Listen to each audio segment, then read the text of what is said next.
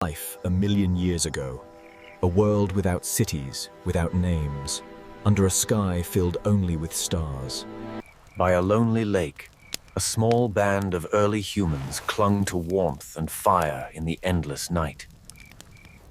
They had no word for the history, no word for it 1,000,000 years ago, only hunger, thirst, and fear. At sunrise, the lake revealed itself, a mirror of stillness hiding giants beneath the surface. On its muddy shores, clues lay written, the passing of birds, crocodiles, and something far larger. Koro, the old hunter, knew these marks well, and this print was wider than his chest. Around him, the tribe waited. Sahra the watcher, Rok the fighter, the young ones, and Lemu, the boy who noticed everything. Lemu was smaller than the others, not the strongest, but with eyes that missed nothing. He had seen these tracks before, on the far side of the lake, deep prints and long, dragged scars in the mud. Tokoro. There was only one word for it. These were hippos, but not the ones we know today. Older, heavier, stranger, with skulls like armored battering rams. They were not hunters of flesh, but they were temper, they were weight, they were rage in the water. 3 times the tribe had seen it, at dusk, at midnight, and in full daylight, each time closer, each time more terrible. Once, they watched it seize a crocodile and tear it apart as if it were made of reeds. Sarah had seen the difference this time. Its tracks walked right along their shore. The smaller hippos kept to the far side, but this one, the monster, had started to claim the human side as its own. They had no word like apex predator, only a shared feeling for things bigger, stronger, monsters. Rock remembered the last hippo they had killed. Days of meat, days of strength. He wanted to try again.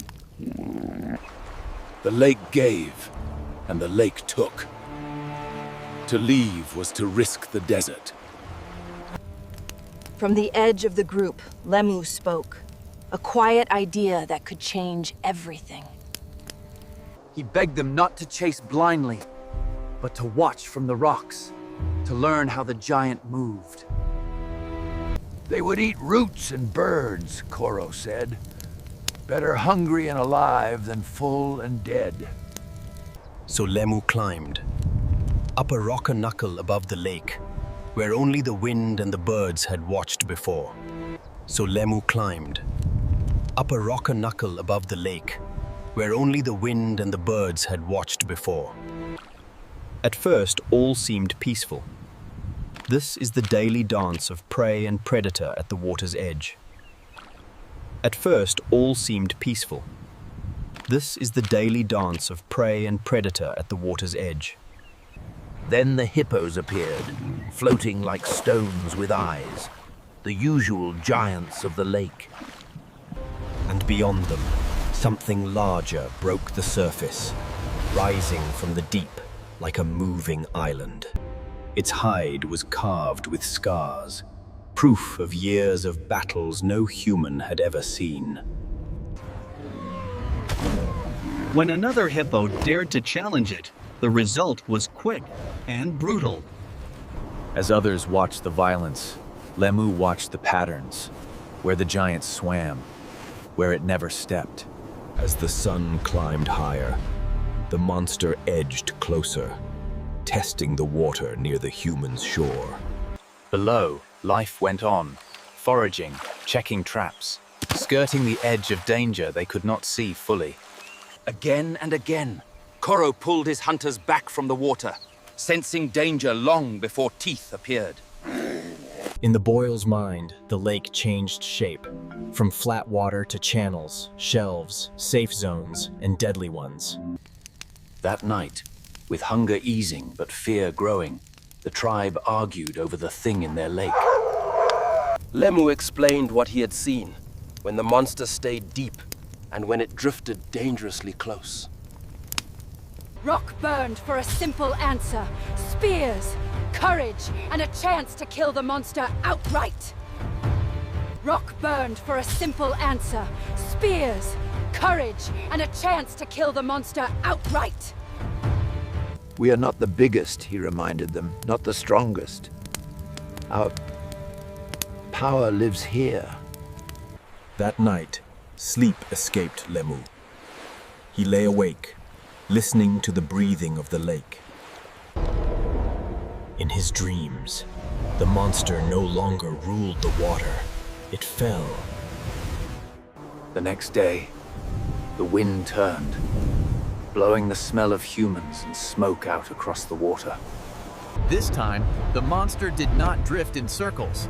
It came straight for them. Koro placed his body between the children and the beast, a thin line of will against a wall of flesh. For long minutes it watched them. Then, satisfied they would remember, it slipped. That night, the Minlimumu's mind, maligned deep here. What if it falls? The words landed like a thrown stone, rippling through the tribe's fear and doubt.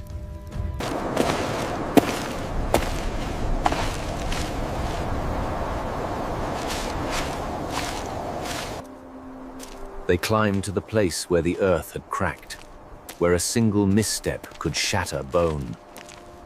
Step by step, they shaped a path, not for hunting, but for luring a living boulder into a fatal fall. If your legs fail, he warned, be soft, roll, don't break. Never meet its charge straight on, always sideways. When they were ready, they called to it, with drums of wood and splashes of water. From higher ground, Lemu raised fire like a banner, daring the monster to notice. The lake answered.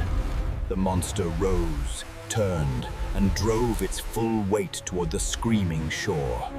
It hit the shallows like a moving wall, trading buoyancy for brute force.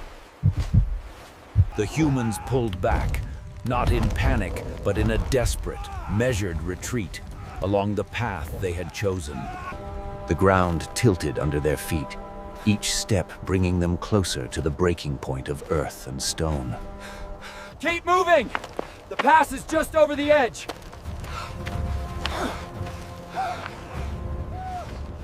At the last rise, Lemu threw them sideways, leaving only empty air ahead of the charging beast.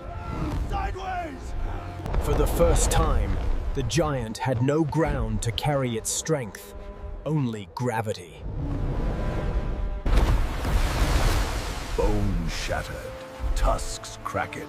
The king of the lake lay broken. Its